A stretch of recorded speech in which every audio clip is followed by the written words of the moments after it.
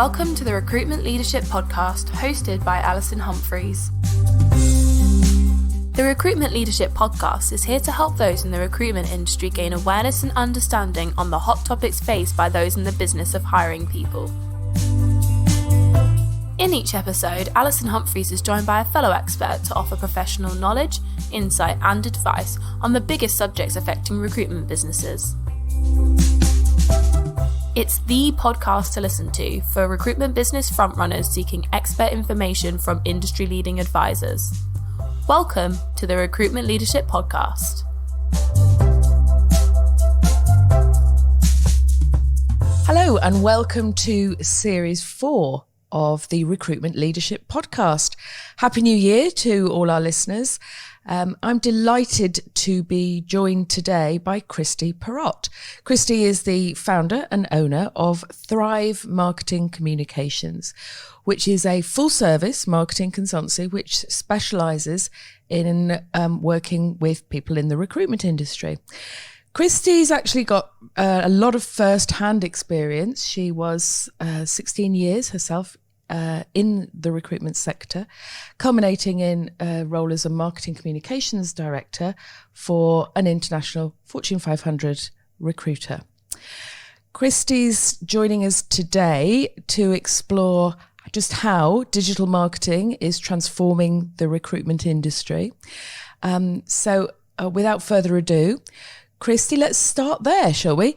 Can you just describe for our listeners some ways that you see that transformation actually happening at the moment? Absolutely. And thanks for having me on your podcast, Alison. I'm really excited to be here. And indeed, I think our industry is really at quite a transition period. I think the last few years we've been grappling with this, are robots taking our jobs? And I think we've come to the conclusion, thankfully and happily, that no, they're not changing our jobs, or they're not taking our jobs. They're just changing the way that we approach some things. And you know, whether it's your CRM or some of your applicant tracking systems, et cetera, that you're leveraging on the operations side of your business. Same too with marketing. We've just gotten to this point that we have the technology is now available. I think the industry is ready and interested in seeing on how we can enable, facilitate the great work that recruitment is doing already. It still is about that candidate relationship, that client relationship,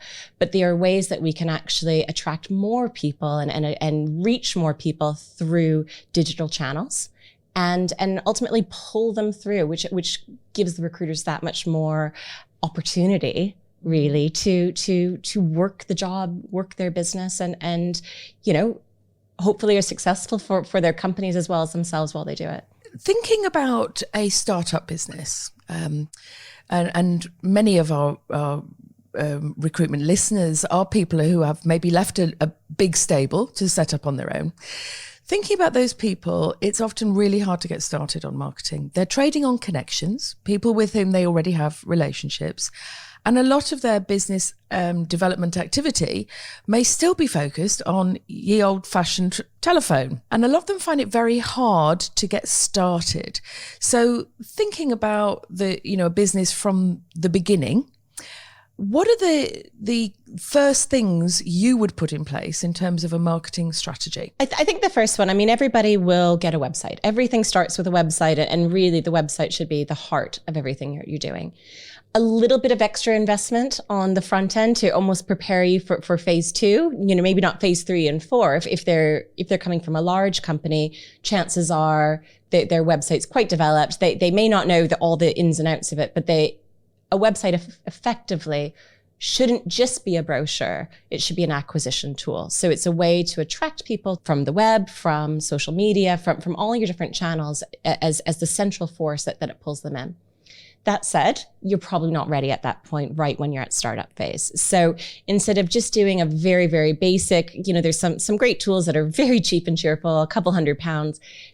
Invest a little bit more and at least get yourself in a position that maybe you're not ready to turn on the bells and whistles, but when you're ready for phase 2, phase 3, it's kind of set up for you. Okay, so those, just give us an example of those sorts of tools that are right for a startup business. Well, obviously your job board and posting, Every recruiter needs a job board. Even if you're executive search, if you look at the big executive search firms, I know this goes counterintuitive to some of, our learnings of the industry and what that specialism in itself is used to, because that's not the model. But having those job listings are actually incredible for SEO, for people to allow you to find your jobs and find your company, particularly with the advent of both Google for Jobs as well as Indeed and some of these aggregators that pull the jobs. So that's quite critical regardless of the kind of recruitment you're doing. Right. So displaying jobs as part of your website. 100%. Okay. And that is just, if you're doing a WordPress site, it's typically just a plugin. There's loads of them out there. WordPress is, for one, also isn't a dirty word. I think people think of it as the old blogging days. WordPress is the most popular website platform out there. So don't shy away from it. It's great. Or there's obviously a lot of SaaS models on the market that is built in. You get the job function, job search function as part of the wider package. And it's optimized for all the things you need it to do. It's a little bit more of an investment, but I think you have to treat it as an offset of what would otherwise be internal resource costs. Both the website maintenance as well as enhancements. There are things that can be covered for you that otherwise you would need to, have somebody in-house doing that stuff for you. Sure. Okay. So you mentioned there about phase 1, phase 2. It might be helpful to just talk us through how you define those phases and how they, at each stage, a business's marketing communications needs to develop. Yeah, and it's a great question, because I don't think it's fixed in stone. I think it really has to, marketing at any stage of your business maturity needs to complement your sales function and needs to complement your operations. So it needs to be doing the right things at the right moment. So I can't put a monthly, on month 3, you need this, on month 12, you need this. But it's looking at that point from, at the beginning stages, you'll probably just need it is almost like a brochure. At the beginning, you need to demonstrate what your specialisms are, what your value proposition is, what sets you apart from your competition, and your website will probably reflect that. That's probably the most basic and what most people can relate to. I mentioned the job search function just because it's easy to turn it on at the beginning. Just get it done and put that as part of it. I think the second step, which most people would again probably be very familiar with, is social media. I mean, it's a great channel. It's in some ways a free channel. I don't think you get the best results always from free, but it can be a free channel. We're used to it. It's a channel we're very, very familiar with, especially if you're on the professional side of recruitment, professional occupations with LinkedIn, et cetera. But at the same time, it is limited. It is, I find it a bit more of a brand exercise and people understanding your brand. It's good to get in the mindset of going back to that website being the heart of everything you do. So again, finding ways to use that as almost like the carrot or something for people to get some interest, find a way to pull them back to your website. So whether that is just even posting your job postings. So, you have, those are pages of content, post them out on social media, do it with a little pizzazz, remembering that the algorithms for LinkedIn, for instance, but same thing with Facebook, they respond to video. So if you do a very quick clip of yourself, I think our audiences are used to this content. There's nothing bad about it. It's just get on videoing yourself, put that out there. There's tools like Canva, which enables anybody to create little social posts and little kind of visual without both a very small price tag on it, as well as you don't need a lot of graphic design skill to be able to do this. Create some of those posts in social media, or little promotional posts about your jobs or about your testimonials, some of your case studies. And again, find a way to drive people back to your website. And that'll probably suit most people in that very first startup phase. They probably don't have a huge database at that moment in time. They're building it, and there'll be ways to continue building that out and maximizing it. But in first instance, you really are wanting to drive brand awareness and enough interest and volume, to the right amount of volume, I should say, to enable you to meet the needs for your operations and sales at that given time. Okay. So what I'm hearing then is that's very candidate orientated. In phase 1, how do you see marketing communications with clients, potential clients? Yeah, I think it's an interesting one. I think there is a misnomer out there that only candidates are looking online, that Google search, etc. And again, this may not be quite phase one. This may be phase two by the time your content or jobs or website is showing up on Google searches. It takes a bit of time to index.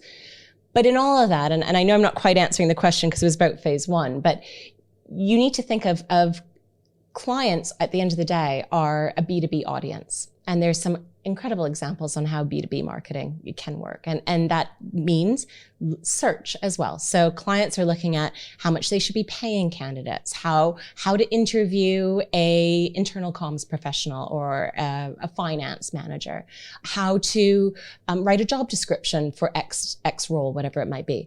So thinking about the things that they're already doing in their persona and their behavior, and just targeting, whether it's your social media posts, your content that you're creating, targeting it to that audience will go a long way. And again, it'll set you up for when you're now ready for that phase two and phase three.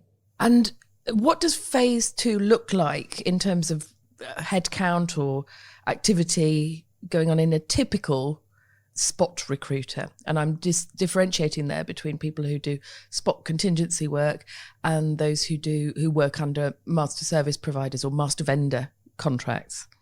I think it becomes a time when you start looking at getting inbound leads. So, and this is one that whether you're startup or scale up or even more established recruitment businesses, this is when I was going back to how is, marketing changing the landscape, is that we're now able to look at ways to attract those inbound leads. That doesn't mean we have to pick up a phone or individually message people in mails on LinkedIn, etc. So there comes that tipping point when suddenly you need to be generating that inbound traffic. It definitely would be done somewhat centrally, at that point that your consultants are best positioned to be working the phones, to be working their networks, and whether that is email or phone or out networking at events, whatever that might be.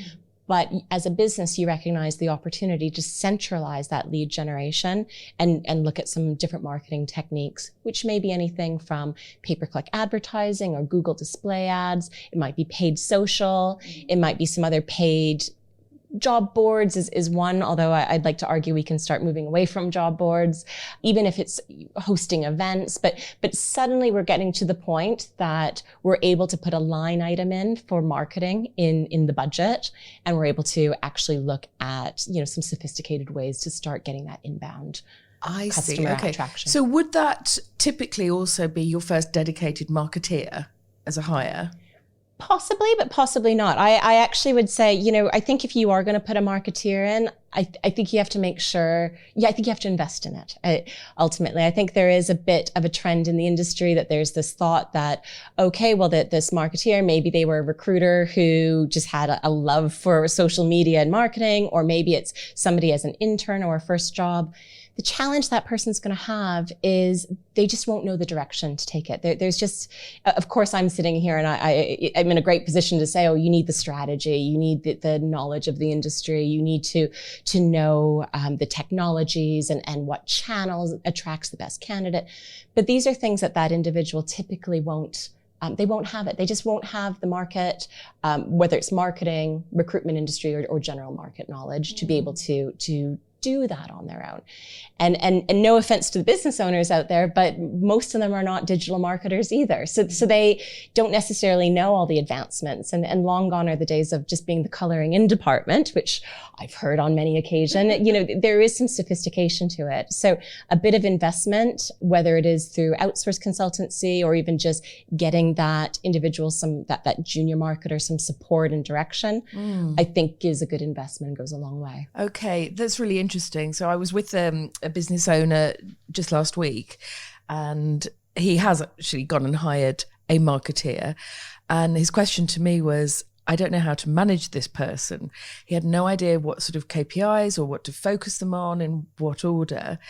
So imagine some of our listeners have actually hired somebody and they are focusing on, as you mentioned, making sure that we have traffic out on social media, that we've got, the website is as good as it can be at that stage. What kind of measures of success would you suggest a small business owner uses for marketing? Yes. So this is going to be a scary figure for everyone. The dashboards that I typically use have 140 KPIs as a baseline on it, and it can grow from there. That said, the most of them are just kind of contributing factors to what is the most important thing, which is customers, and whether that is candidate CVs, so actually tracking the CVs that come through, not just the traffic to the website, not just the likes on LinkedIn or some of these, I call them vanity metrics. It feels good. I mean, I like getting likes on the posts I put out too, but it doesn't necessarily mean that it's benefiting my business. So it's looking at what are those conversion points. So those conversion points, that's marketing speak, but it's effectively a candidate or a client acquisition, which is typically they provide their CV, whether it's applying for a job or uploading their CV, or they register interest of some sort. It might be just putting their name in for follow-up, or it might be a newsletter sign-up or something. Mm-hmm. And on the client side, it would be either submit a job order or request a callback of sorts. And I'd argue there's a third persona, and that's your internal recruitment. So that could be one as well. So internal hires putting in their CV. At the end of the day, I kind of laugh at this, is the other metrics actually don't really matter as long as you get good volume and obviously good quality that comes through on those conversion or acquisition metrics. Right. Okay. So thank you. That's a really important point, to focus on actual applications or statements of interest rather than a total number of followers on LinkedIn or whatever, which is a means to an end, but not an end in itself. Exactly. And I'd even argue, I'd say my number 2 on that list is start looking at where your traffic is coming from, or where not just your traffic, but those conversions are coming from. So if you start looking at all the different channels, and this is quite an important one, because I think probably a lot of people have heard the rumors about Indeed shutting off the organic listings for recruiters. And this has been actually in the rumor mill for several years now. And there's various theories on why it's not happened so far. But if you look at most recruitment agencies, and if you look at it's Google Analytics is what you go into, and you look at where your traffic sources and where your conversion sources are coming from, you're better going to believe that a lot of them are coming, or most of them are probably coming from Indeed. So this allows you to then also look at what are the channels that bring the best conversion traffic, or candidates or clients, as well as the most traffic that once you get them there on your website, you can convert them into customers, whether it's a candidate or client. I see. Okay. So moving on, how would you characterize phase 3 in a recruitment agency's development? Yeah, I think really, once you get all of those channels working together, and I'm going to unfortunately put in another metric here. I hope I'm not blowing people's brains on this. We love metrics. We love a good metric. It comes down to cost per acquisition. So when can we actually get to the point that we can see, if we look at all of those channels that I just mentioned, so we have traffic coming from Indeed and converting from Indeed. We have traffic coming from ABCDE job boards, traffic coming from LinkedIn, traffic coming from organic search, and all these different channels. Which one is providing you the best conversions, and at what cost? Right. So if you're paying for advertising, what is the cost per application from said advertising? So we're talking about, by acquisition, you're talking about application rather than placement. At this point, yes. There are some incredible CRMs that can pull it all the way through. I think the challenge we have all the way through to placement. So you can see the whole journey and what were the contributing factors. I think the hard one in our industry is the fact that there is that human touch at the end. And it's not as obvious as you go onto Amazon and you pick something up and you put it in your cart and you press pay now. There is that human factor at the end, which is both the client side, it's the candidate, if they end up wanting the job. And of course, quite often you're competing with other agencies. So it's a little bit difficult to pull it all the way through. But you could, and it is an interesting metric if you do get that sophisticated. Okay. So I'm a business owner. Here I am in phase 3, and I've got all these different channels to market, bringing inquiries in, building my database. And suddenly I have a substantial database. And yet still, every time there's a new assignment, my recruiters are going straight to LinkedIn Recruiter or placing an advert. What's your advice to business owners for getting better value from their database? I could imagine this is very frustrating for business owners. I mean, at the end of the day, you have acquired these contacts. I'm going to talk in very black and white terms. So you've acquired them. They're sitting in your database, and ultimately they're a depreciating asset, because clients, they move jobs, so suddenly their email is no longer valid a few years on. Candidates too, they might change their email address, and it's just sitting there, and the data is getting older and older. And I think if you think of the recruiter side at the same time, they don't know, that your consultant doesn't know from that database. It could be a lot of work to mine that database. They don't know the stage of the funnel. They don't know if it's good data. They don't know if that person's in the moment of a buying moment, whether it's a candidate looking for a job or a client looking for staff. So to them, you can see how it's very labor intensive, where they might not get the return from it, whereas they go to LinkedIn or they go to these other sources, and they know the intent at that moment is that somebody is ready to make a transaction of sorts.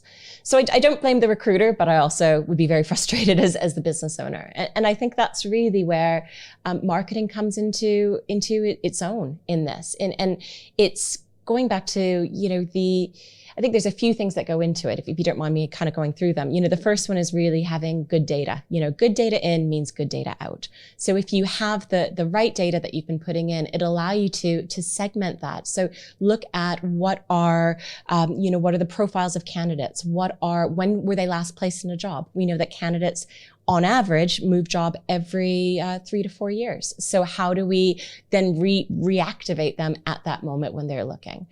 Do we know other figures, like on the client side? Do you have a perm role that's maybe been out for a month or more? At which point should you now be marketing contract work to them, or other opportunity temp fill in order to fuel that job order? And I think that understanding that is the very first place. And even if you are a business development and not looking at it from a marketing perspective, you can extract these insights and make your business development that much more sophisticated in your outreach and who to target. Okay, that's a really interesting observation there about the average life cycle of people in a job.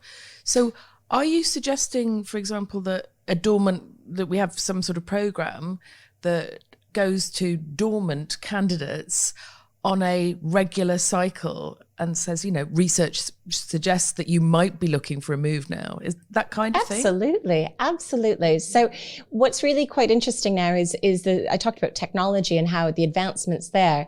No longer are the days that we just send an email to somebody and it just goes into this black hole. The technology now enables us to one, hook it up to our CRM so we can actually share data back and forth. Mm-hmm. But secondly, when I talk about marketing automation, it's really around behavioral driven actions.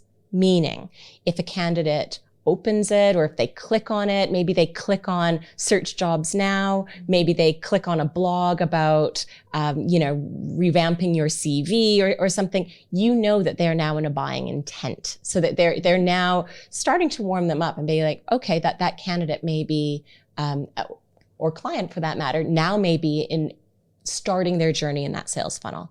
From there, that means you can either just keep them on a cycle and just keep, whether it's a newsletter or something, and you can watch their engagements, but you also could create customized communications based on that behavior. So if they've seen that, oh, okay, this person clicked on how to write a job description, maybe the next one after that is, what salary should I be looking for as a marketing manager? Or as a finance director, or whatever that might be. And just looking at those different stages that people take when they're commencing a job search, and working that into that communications funnel, you'll start to very quickly see, okay, this person's warming up. This person is now ready to talk to somebody, talk to your recruiter, because we now know that they're ready to make a move. They're in the sales process of sorts. Now, linked to that, you sent me a statistic, which I can't see on my screen now, but it was about how much research and investigation that a typical client prospect will have done before they're willing to speak to someone. Yeah, exactly. So 57% through the buyer's cycle. So buyers will do 50% of their sales cycle before speaking to a consultant of sorts. So this is a B2B profile. This isn't recruitment specific, but the difference is that, just like, if I'm looking for a new iPhone, I start doing my research. I start looking at blogs and forums, and I might go onto the website. I might look at the features. Now suddenly, I'm being followed around by targeted advertising because they know my preferences. That's happening on the B2B side as well. And clients are doing their research before speaking to you, one-to-one. So I think it's really a competitive position. Do you want to be found in that 57% of the time or of that cycle? Or do you want your competitor to be found? It's just, the goal is to just cast that net wide, get more customers into that funnel where you can now engage them when they're warm and ready to be, engaging with you. So do we have any insights to a situation like that where somebody thinks they are going to be recruiting, and let's assume they haven't got a recommendation or a referral from a colleague? Do we have any insights into what kind of things would make them follow through with one recruiter instead of another? Yeah, that is an interesting one. I mean, I think that the biggest thing when you start thinking about what they're searching for, you have to really start plotting your key personas. So what's that client persona, and what are the pain points at each stage of that sales funnel? So at the top of the funnel is awareness. So they have awareness, they have an issue and a challenge that they're facing. And let's say, if it is recruitment related, it might be, okay, somebody has turned in their notice. That's a pretty good awareness factor that, okay, I might need to hire. Or that awareness factor might be, my team is stretched too thin. It might be there was an acquisition, or maybe they've acquired another business, or that there's some investment and growth opportunity. So there's different moments that they will have an awareness that they're going to be hiring. The next step from that is interest. That's the next step in the sales funnel. So now they have an interest in hiring. What are the different options available to them? And that could be recruitment or non-recruitment. It might be they go a consultancy route. They might go with a freelancer, a temp, or they might go a permanent hire, a contract, an interim, etc. What are those stages of the interest that their pain point? What are those pain points, I should say, at that stage of interest? Okay, so what we're saying is identify the situations that previous clients have been in when they've made contact or been willing to converse, and identify through your marketing with those situations. Precisely. Okay. And it's interesting though, isn't it? In terms of sales activity, traditional telephone-based sales activity, what we still hear is a lot of recruiters who are, rather than identifying with situations, they are phoning up potential prospects and saying, this is what I do, I recruit. And I would argue that this might sound a little counterintuitive, but there is no actual market per se for recruitment. It is, in many cases, a distressed purchase. It's a bit like me phoning people up and saying, I'm a commercial litigation lawyer. And nobody wants to be in that position, but they do want to know someone when they find themselves in that position that gives them, a quick route to a professional assistance. But marketing yourself as, I do this, I do commercial litigation, is not going to lead you to business if you're a lawyer, is it? And there's a lot of lawyers in this country. There's a lot of recruiters in this country as well. So you've just spoken in a feature and not in a benefit. So who cares? Great, I do that.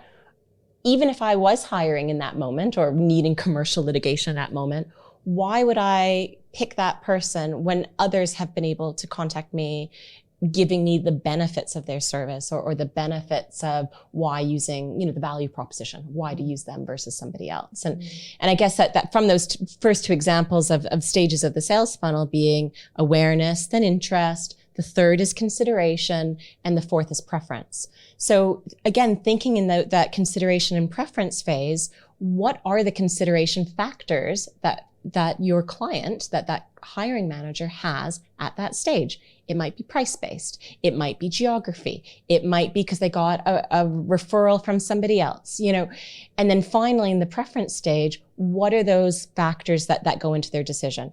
Testimonials, case studies. Maybe that is the word of mouth. Maybe that is that moment they've had the most incredible customer service and experience at that relationship side where, recruiters really can shine at that stage. And going back to what I was saying originally, why is digital marketing, kind of disrupting, that's a bit overused word, but why is it changing the recruitment cycle? It's because it enables recruiters to really focus on that high value, high touch point, that, what will make a customer not only want to use you, but really happy and seeing the value of the fees and everything that goes with it because you've delivered that, A+ service to them. Okay. Just a note on testimonials. When I start working with new client businesses, recruitment business owners, obviously I look at them as an outsider would look at them. So I look at the messages on their website. Are they differentiating? And very few have a very clear proposition that maybe isn't unique. It doesn't need to be unique, but very few have a clear idea about what their strengths are. The other piece that I was having a full and frank discussion with one of my clients last week about was testimonials. And I felt that testimonials that are unattributed are of very, very limited value, particularly if all they say is, John is a lovely person. It was lovely working with him. Yeah. His argument was, I don't want to put up the names of my clients because my competitors will see them. Where do you stand on that? Putting you on the spot now.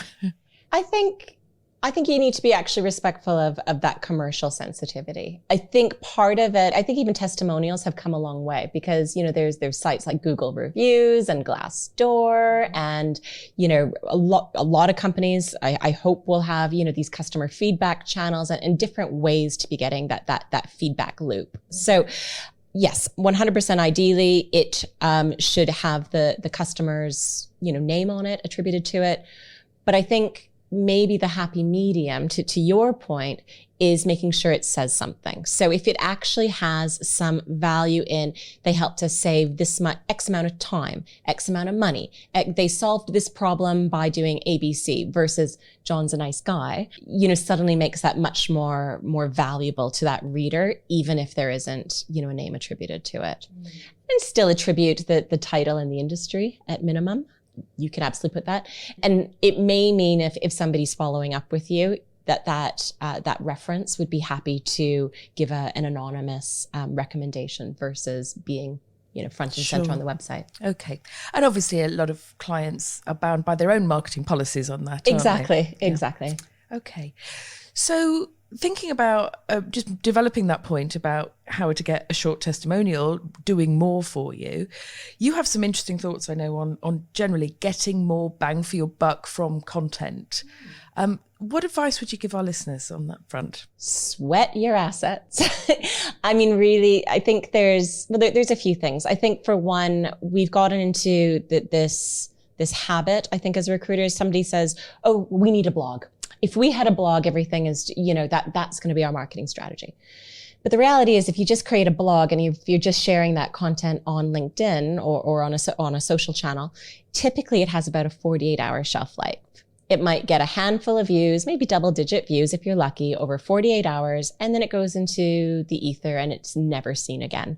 And you can see this. If you start looking at, again, Google Analytics, if you go and you can start looking, you will see that old content. If you don't have an SEO strategy or another promotion strategy around it, get 0 views. So you've spent a lot of money, a lot of time and money, whether that's internal resource, that's opportunity cost, as well as, if you're outsourcing it, you spent a lot of money on this and it's doing nothing for you. Mm-hmm. Now, the beauty of this kind of content is it actually should start coming to its own in 6 to 12 months. So if you actually are writing topics that people are searching for online, if you're including those blog posts in newsletters, in ongoing social, we're not, at the end of the day, we're not the FT or the Times. We're not a news source. We are a communication sharing platform. So if you're writing a blog on 10 CV tips, there's no reason you can't share it 3 6, 12 months down the line. People are not going to remember, and chances are they wouldn't have seen it the first time anyway. That the LinkedIn algorithms, as you probably know, not everybody sees every single post. So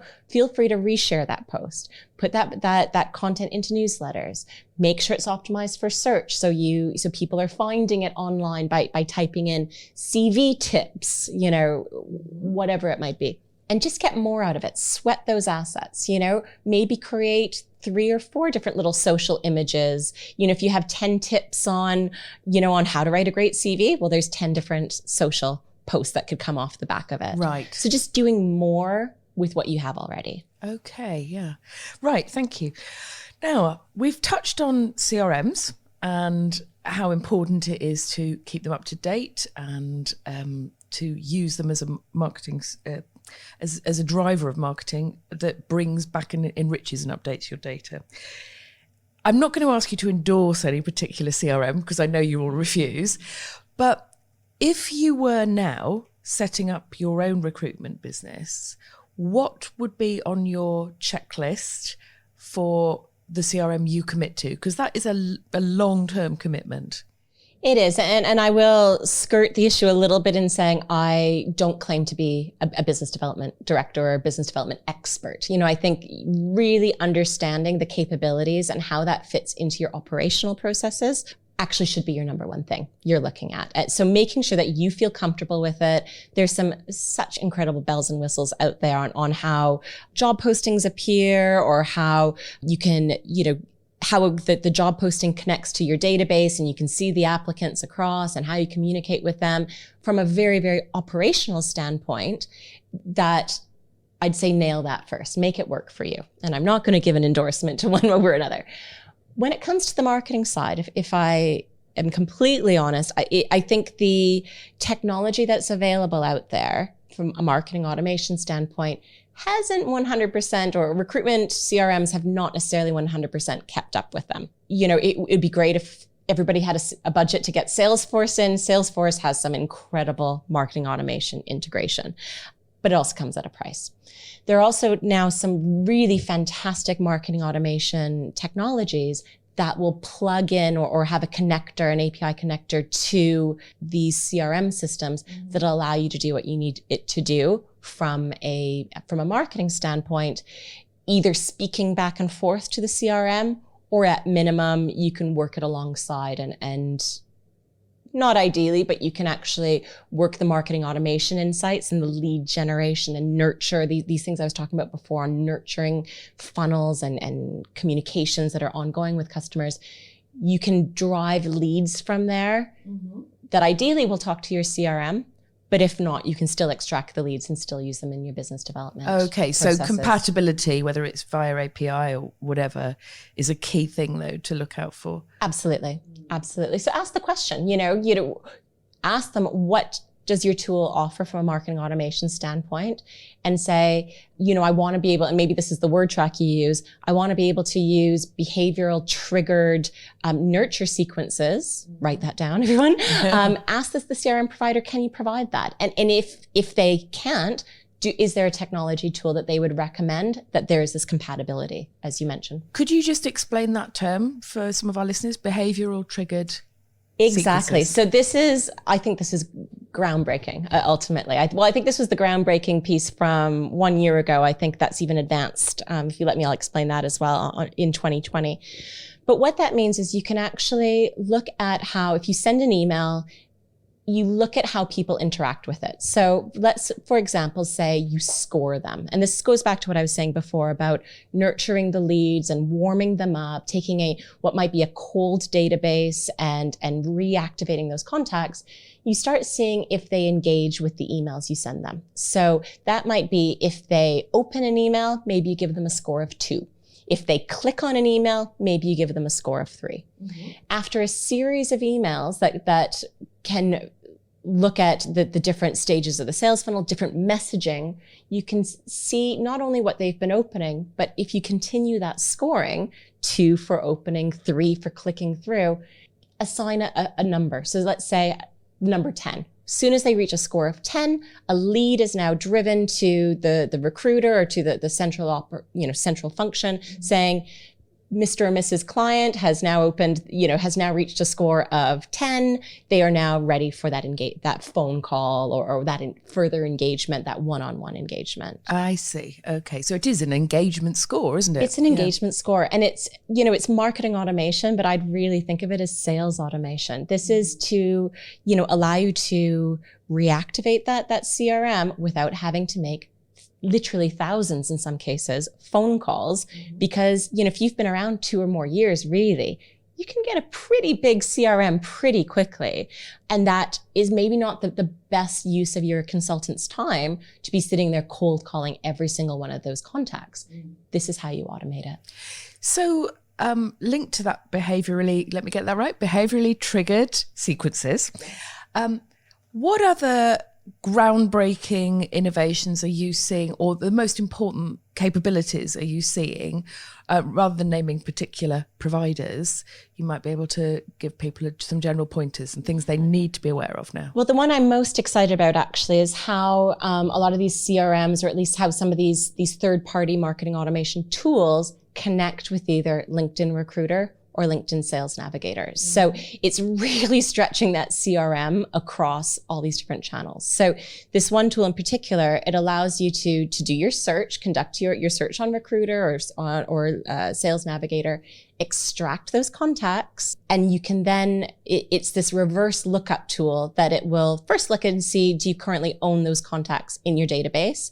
And if not, it will go out and search the internet and find that contact email. And that's because half the time LinkedIn, if somebody signs up on their personal email, or there might not be contact information there at all. That it's within LinkedIn's terms and conditions, this program. And then from there, you now have this data, these contacts that you can now plug into that behavioral triggered nurture sequence, and they would be net new contacts. So it allows you to warm them up, see how they're engaging with you. Also, I'd say on a platform that they're probably more likely to engage with you. I think as recruiters, we feel that our client and candidates' behavior on LinkedIn particularly is a mirror of our own. So we're on LinkedIn all day long. That is a big source of the business we're doing and transactions we're doing every day. I'll tell you, when I was back in a corporate role, I was certainly not on LinkedIn in the same behavior. Even though I was in marketing, I was not checking my LinkedIn as regularly. I was checking my email regularly, obviously. So taking those contacts that you've generated from LinkedIn and being able to, source that contact and then engage with them on an email platform, I think really can be quite game-changing. I love that. Yeah, I can totally see the application for that. Okay, excellent. Now, many of our listeners are exploring or have even branched out internationally. We are, as you know, in the UK in a very crowded market. And last year, a number of the biggest players saw their profit contribution from the UK shrinking as an overall share. So you, Kristie, have first-hand experience of working internationally across how many countries? 18. 18 different countries, substantial ones from a recruitment market point of view. If it's meaningful, what I'd like to do is look at how you might have to adapt your marketing strategy for Europe, appreciating that's many countries, and also the US. Those are the two big areas for diversification that my clients certainly are looking at.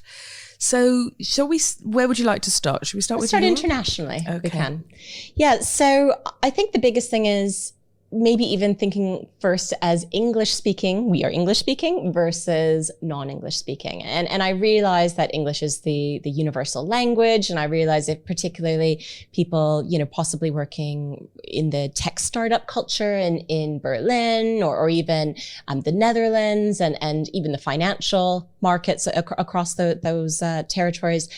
Yes, the business is conducted in English. It doesn't mean that people's search and communications channels are in English. So, for example, if I'm looking for a job in the UK, I will type in marketing director in London as my search function. Whereas if I was German speaking, I would not be typing that in. It's not my natural language. It's not it's not the behavior of people in those markets. They would put it in German or French or Dutch or whatever it might be. So the challenge is, though, we have these English websites that we're trying to make them do more on all these countries, but it won't be found. All those things we were saying before on SEO and driving traffic to your website, it needs to be in local language. It absolutely is. And there's some technical sides to the website and whether it should be on the same .com or .de or .fr, whatever these things are. There's some considerations that need to match the company's goals and size. But at very least, they really should be in local language. The second thing is, same thing goes with social channels. So, again, we're very accustomed to LinkedIn. Germany, for one, is growing LinkedIn. Most markets actually are quite strong on LinkedIn, but there's also Xing or Kununu or some other platforms that are native German platforms or mainly German, but some for different markets as well. So are we present on those channels as well? Are we leveraging them? I think the next one is also alluded to before. We are English speaking, and I think our propensity is to just go and, we could translate this content and, it'll be fine. And that's a big no-no, it's a big risk you're taking because language is so personal. And I think we all know when something's been really poorly translated to English, it really is a bad experience. And it probably, it turns you off anyway. You're not going to have that same, attraction and attachment to that company. And especially, again, in recruitment and taglines and slogans and colloquialisms and all the different terms we use in our industry, if they are not properly, I'd say translated, but it's actually called transcreated. So culturally and translated into the market factors and cultural factors really goes a long way. So you do need to think of it as quite unique. We can't just say, I'll just take my UK program and plug it down in X country. Right. So it has to be tailored for them. For example, then we're talking about where a word or a phrase has a whole set of cultural meanings that may be even attached to a very well-known TV program or a movie. Absolutely. And it just doesn't work translated. Yeah, you'll notice if you ever do work with, people from different countries, you'll probably, I find I catch myself quite often. I drop in little, colloquialisms or different kind of funny little examples of words that are very common. You and I as English speakers, we would use these, albeit sometimes I have Canadian terminology that might, get in the way sometimes, but we understand each other ultimately. But you have to be very careful with that when you're speaking, because one, they just don't grasp, for one, English is typically their second language. So, if you're speaking fast, I know I speak quite fast, it's harder for them to pick up. But then also the word choices you're using, it just might, it has different meanings or different, maybe even a lack of understanding. And you just need to be very culturally aware of these things. So, and the term you used for that was? Transcreation. Yeah, so that goes from everything from, if you use a strapline or a slogan of sorts, it's the words in the text, and there are specialist agencies that do this. I really think they're worth their weight in gold. They will typically use, even if let's say you're translating something into French, and we're obviously very close to France, they will go to somebody in France or in French-speaking Belgium or in French-speaking Canada to get them to translate it, because even a native French speaker living in the UK will have lost some of that cultural side of it from the TV shows or the pop culture references, as you mentioned before. Okay. And then switching now to looking at the US or North America, clearly two countries divided by the same language, as they say. How would you suggest, or what areas would you suggest a British recruitment business owner looks at if they are looking to trade in the US from a marketing point of view? Yeah, I think some of this marketing, some of the things I've even been saying, I don't want to say goes out the window, but you actually have to hyper localize it. So it really comes down to the state and your targeting versus all of the US. I mean, it's a massive country. And chances are, in the UK, maybe you're a Manchester-based recruitment agency, there'd be no problem for you doing, trading in Leeds or London or Birmingham even. It's a quick train ride or a phone call away. Not as quick as it should be. Not as quick as it should be. Anyway. But in the US, you're dealing with time zones, you're dealing with much more competition. It's a massive market. You have to think of it as 5 times the population of the UK in a landmass that's, 1 million. I don't know how big the landmass is, but so it becomes very, very state-based or city-based. I think you really need to, from a marketing perspective, really think about where you are landing, and your marketing gets targeted to California or to Chicago, and maybe California is even a bit big, to San Francisco, to LA, really? To Chicago, and so it's just being targeted. Could you give me an example of how you might vary your message for California or San Francisco? So maybe it's less about message. I probably should have, it's more about targeting than message. I do think, your message could be, I think by industry, it probably varies a little bit in some of those markets, but your message is overall the same. It comes down to when you're targeting. So if I was doing paid advertising, for instance, I wouldn't want to put the whole US as my target area, because it's just too broad, and it's never not going to be targeted enough. So I'd be looking at, key regional hubs, as I mentioned before, some of them, and targeting myself to very strict geographical boundaries. Right. Okay. That's quite an important lesson, I think, for people who've just worked the UK, that it is actually very regionalised. Okay. And time zones. I mean, I think I used to, in Canada, I lived on the West Coast, which is 8 hours from the UK and 3 hours from the East Coast. So even those kind of things are just considerations that we don't pick up as much in the UK. Typically, at most, we're maybe looking at the continent quite often, and it's an hour away. But whether it's US or even Asian markets, and I know we didn't touch on Asian markets, but the cultural side is probably amped up even more. And same with Middle Eastern. You really need to be very, very careful about that brand and that messaging and that cultural being appropriate culturally. Okay, thank you. That's fascinating. So some really interesting thoughts on how your marketing strategy and communications can develop from startup through to phase 2, phase 3. We've also looked at how you can get more benefit from your CRM and behaviourally triggered sequences. I think those are going to be really important. And some fascinating insights into working on an international basis. Kristie, thank you very much for taking part in our podcast. I've been talking today to Kristie Perrotte, founder and owner of Thrive Marketing Communications. And Kristie, you're opening an office in Germany, I believe. Yeah, so we're expanding to Germany this year. You even said it before, there's a lot of agencies looking to create a German footprint there. And it's something we're excited about. Kind of Q2, Q3 will be fully functioning there as well. Great. Well, I wish you the best of luck with that new venture.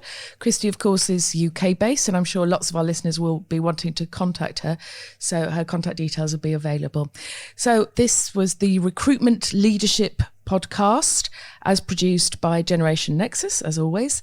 Recruitment Leadership is a non-exec and advisory business that exists to help recruitment business owners achieve their aims, whether that's sanity, growth plan, or even a business exit type event. Thank you very much for listening, and we'll be back soon with another episode also focused on marketing.